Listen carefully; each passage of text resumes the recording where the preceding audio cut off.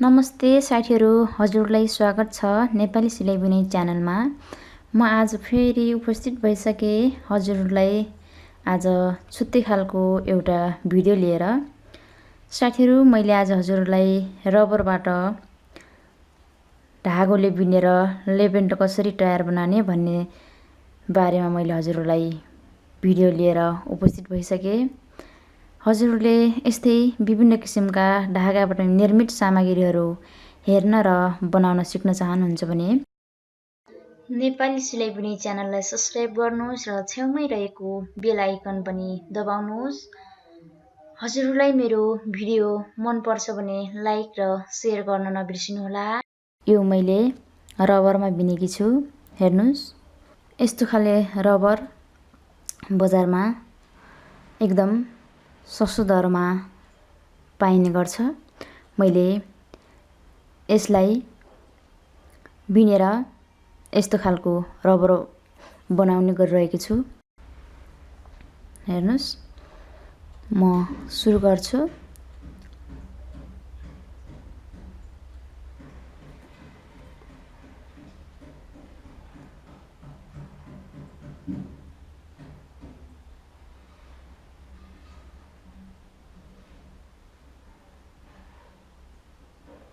यसरी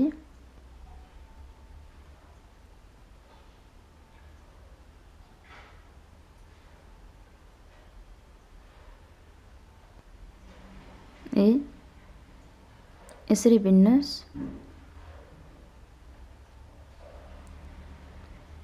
अनि एक सुती सिक्री तान्नुहोस्।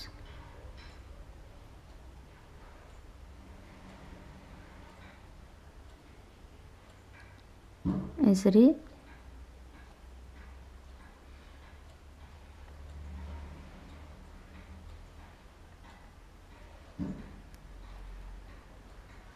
पुरै यो रबरको पुरै राउन्ड यसरी बिन्नुहोस्।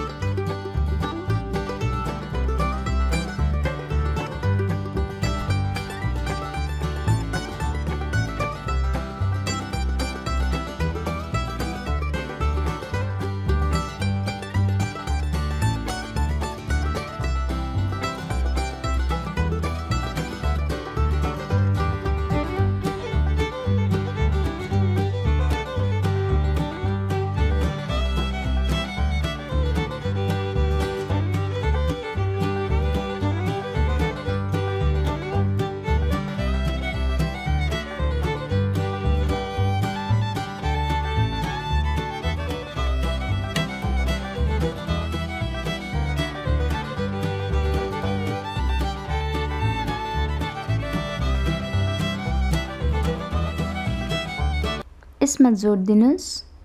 हेर्नुस्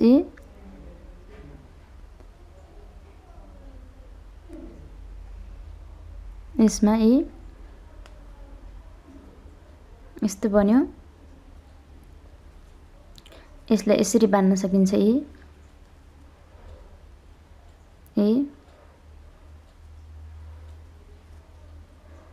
अब सिक्री तान्नुस्।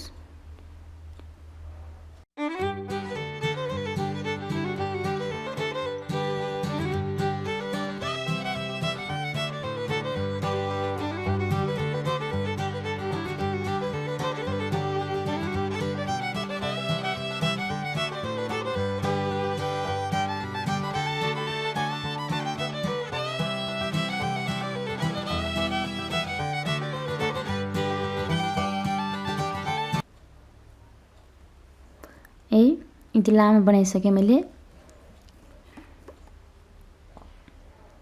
अब यसो गराउनुस् अनि यसरी नै सिक्रीले तान्नुस्।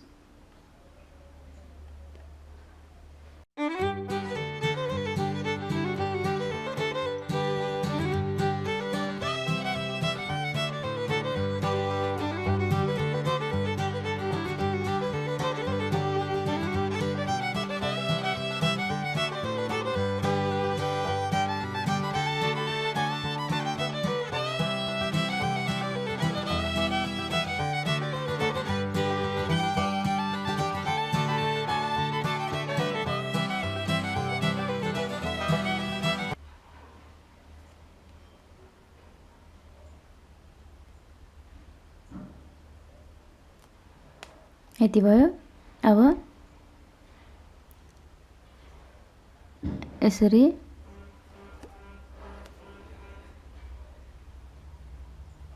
बिन्नुस्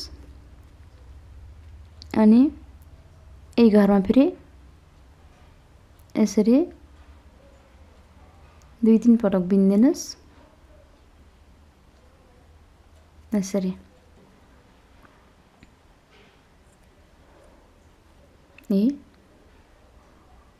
यसलाई 1-2 पटक यसरी गाँठा बनाइदिनुस्।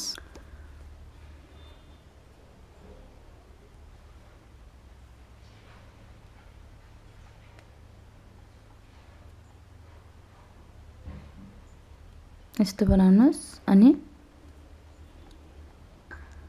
ठ्याक्कै यसकै नजिकनिर यसरी बिन्दिनुस्। यसरी अनि सिक्री तान्नुस् यो अघिल्लो सिक्री बराबरको।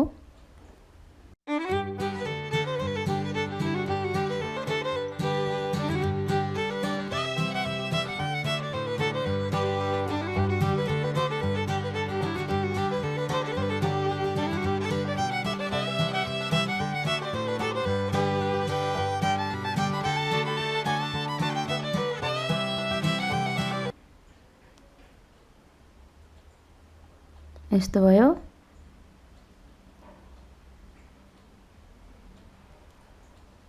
अब